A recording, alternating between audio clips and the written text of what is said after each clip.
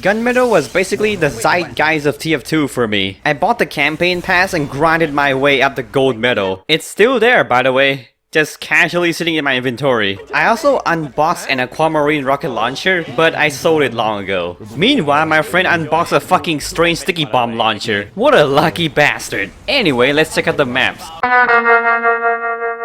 Val, I understand that you initially didn't want to add this map because it's confusing for new players. But I don't think you have a moral ground to stand on when your tutorial's not even finished. In a nutshell, it's an attack defense, but timer works differently. The blue team has to protect a train that will get damaged by 10% every time the timer hits 0. Capping a point also repairs the train quite a bit. It's okay, I know what I'm doing! What the hell? Guys, when you cap the point, don't stand on the train tracks. No, I will stand on the train track. No, I will stop it. I watch end of the line. I'm pretty sure that involves an overcharged heavy.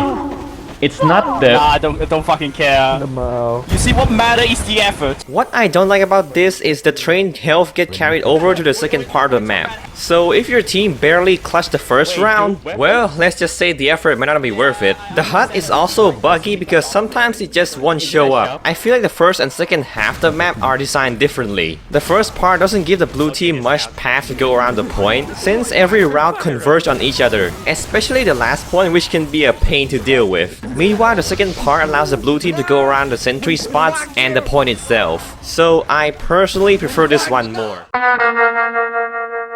Borneo is a home to many tough sentry spots. Every control point has one, so you better have an uber charge ready just in case. But it's not as bad as Dust Bowl though. The map begins with a sniper sideline that's kinda decent for the red team, but the blue team can take the side routes to hide from him. The first and second points are similar because the blue team must directly face the red team sentry spot to cap them, which depending on your team, it can either be difficult or manageable.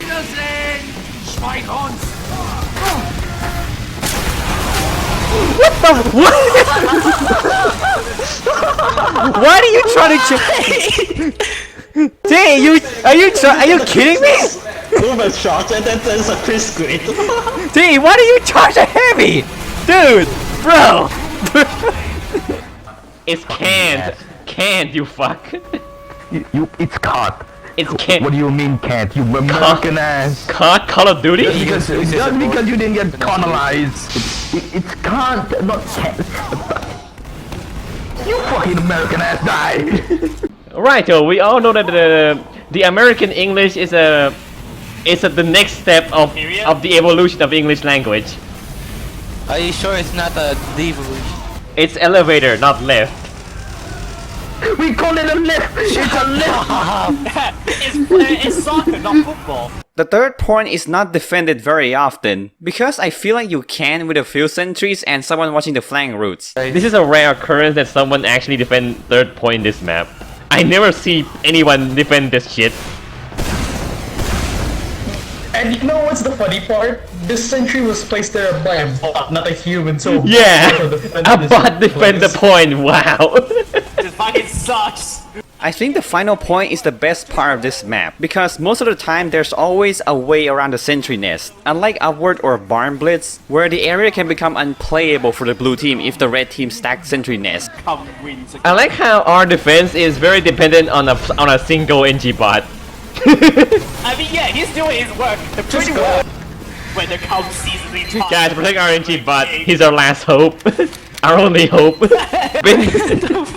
How long are your ball sacks? What the fuck?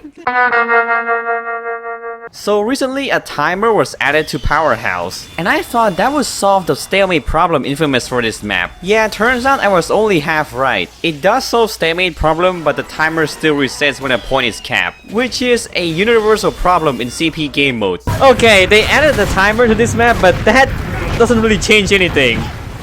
Like, it just reset when you capture a point. It doesn't fix anything. You know what? I take back what I said about the timer. I think this might be useful here. Man. But there are some problems that a timer can't fix. It can get annoying if the sniper is camping on a ledge because not even a spy can reliably reach him. Not to mention that he can potentially covers all exits from the building. The engineer can also do the same thing if he decides to build in front of the base. Inside the building, the layout is okay-ish, but the enemy can also easily reach your spawn room. I have not taken a shower. Wait, I can't Don't believe you're help me. spawn camping. How could you? You're just an extra gamer then.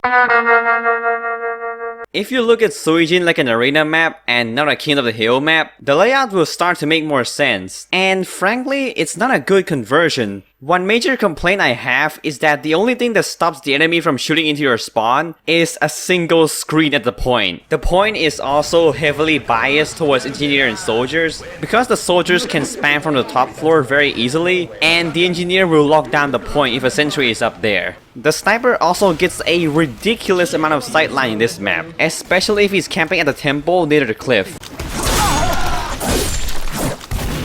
Back up!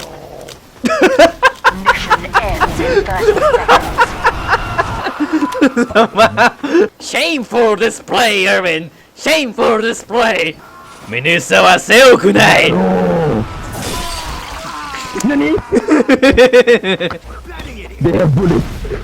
I'm gonna. Winter, did you get it, Winter? Oh wait, no. You missed. Oh shit! I'm dead!